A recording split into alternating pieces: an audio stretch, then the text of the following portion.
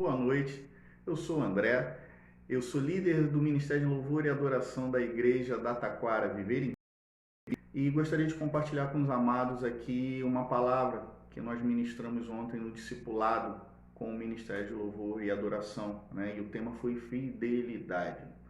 Mas nós não falamos sobre dízimos e ofertas, esse assunto para um outro vídeo, uma outra situação, né? Vamos fazer uma introdução aqui.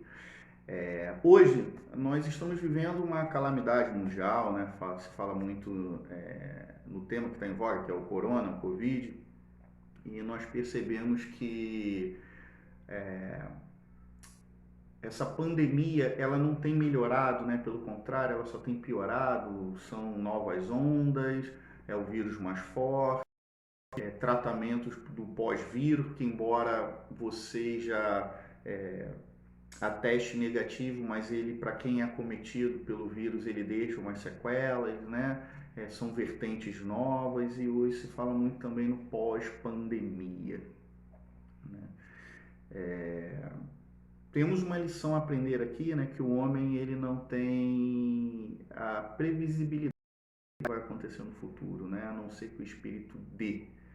Eu lembro muito bem que eu estava vindo de uma convenção na empresa onde eu trabalho, estava vindo de Campinas e passamos uma semana festejando os resultados do ano anterior com todos os colegas do Brasil e ninguém poderia imaginar que uma semana após seria decretado um lockdown e que estaríamos todos enclausurados, né? Todos confinados dentro de casa, sem poder sair para trabalhar, sem ter noção do que seria o nosso futuro, né? Que estava logo ali.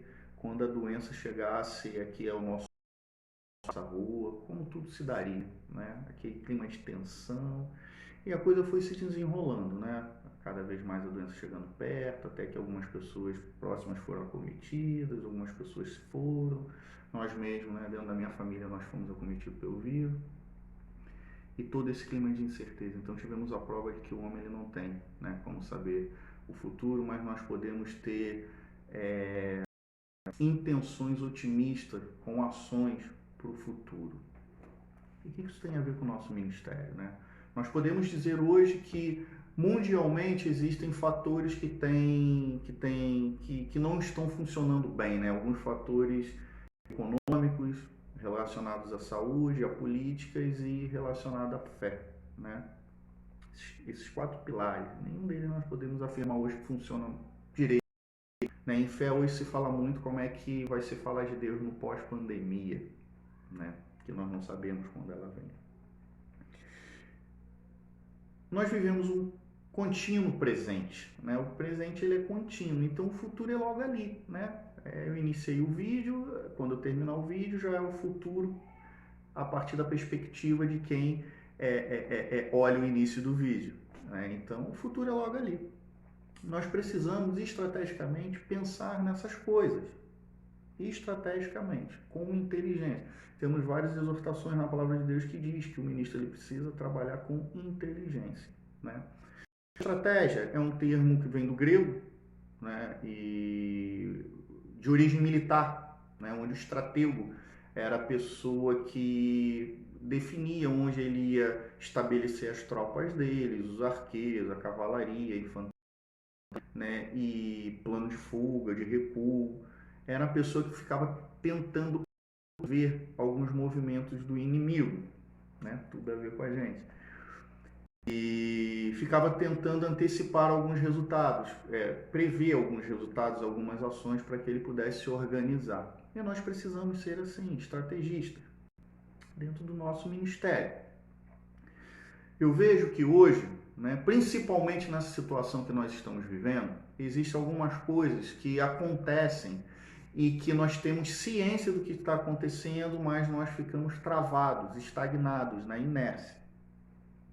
Existem diversas, eu vou citar algumas aqui, tá? Nós temos aquela situação em que nós nos tornamos negacionistas. O que seria ser negacionista? É quando a gente recebe a informação de algo que não está sendo efetuado da maneira correta, não esteja frutificando, não esteja funcionando, e nós dizemos, não, está tudo bem, é assim mesmo, vai passar. né? Isso é você negar o fato. E negar o fato não é solução. Então, quando eu só nego, não de sonegar, né? Quando eu fico negando o fato, dizendo que está tudo ok, a solução ela não vai vir, correto? Existe também uma outra situação, que seria a situação do saudosismo, né? Onde eu me coloco na posição de ficar relembrando como é que era antigamente. Não, poxa, aconteceu isso, pô, na minha época não era assim, como pode, né? Eu fazia da seguinte forma, eu fazia. E no presente você não faz nada, você só fica relembrando aquilo que foi feito, né? E a solução ela não vem. Existe também os histéricos, né? Que são aqueles que começam a gritar, né? A proclamar o problema, né? Todo mundo vai ficar sabendo do problema, mas você não pega para resolver, você só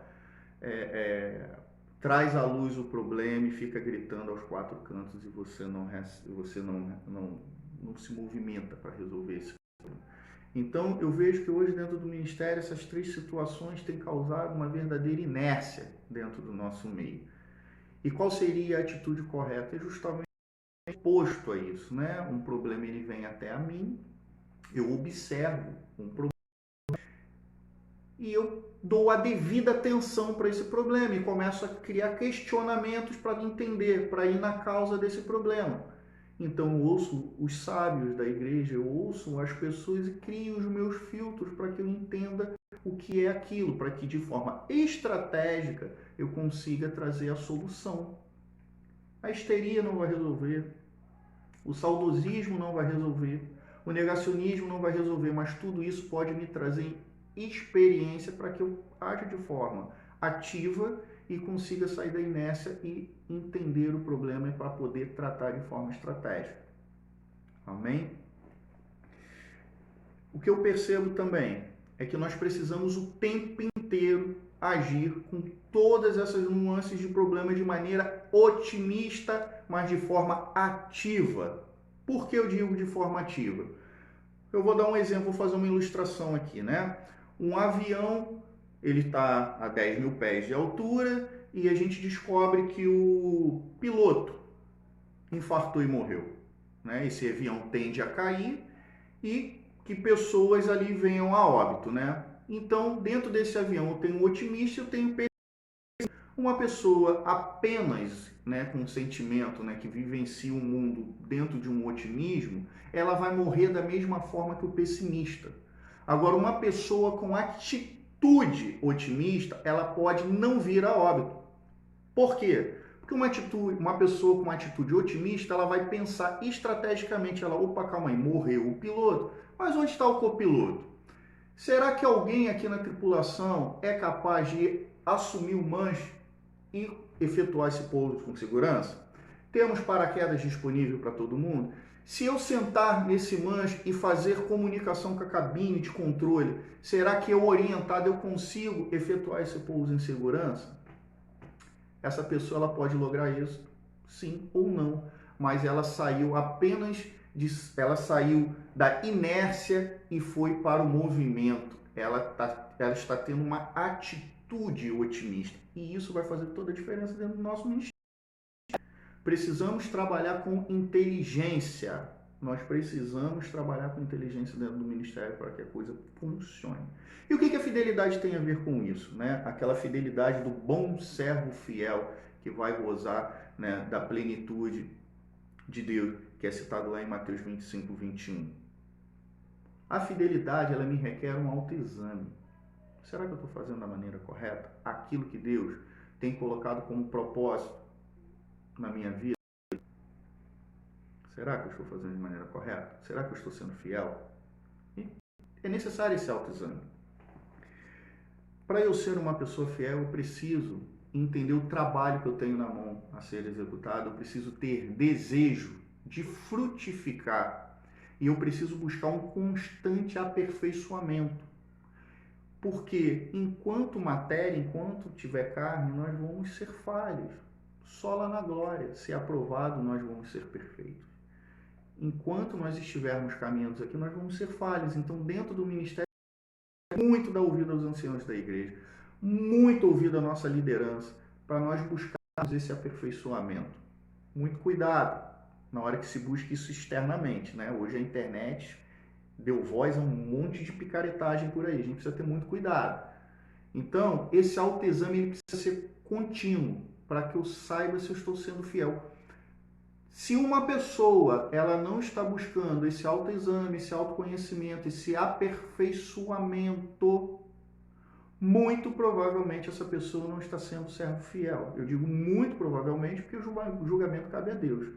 Mas esse desejo de frutificar, de criar discípulos, de deixar um legado, muito provavelmente não está sendo servo fiel. E você, tem sido servo fiel? Você, enquanto liderança de ministério, você tem sido servo fiel? Eu deixo essa palavra aqui para um autoexame nosso, né? Vamos pensar em tudo que está acontecendo no mundo, tudo que tem atingido o nosso ministério, o que está por vir. Vamos tentar antecipar algumas ações a serem feitas. O Espírito Santo nos guiar, né? Isso tudo com muita oração, com muita direção do Espírito, porque o futuro só a Deus pertence. Estamos juntos nessa? Essa mensagem para uma reflexão de todos, que todos tenham uma semana muito abençoada. Quinta-feira nos encontramos no nosso culto de louvor e adoração. Um beijo a todos, espero encontrar todos vocês lá. Fiquem na paz. Um beijo.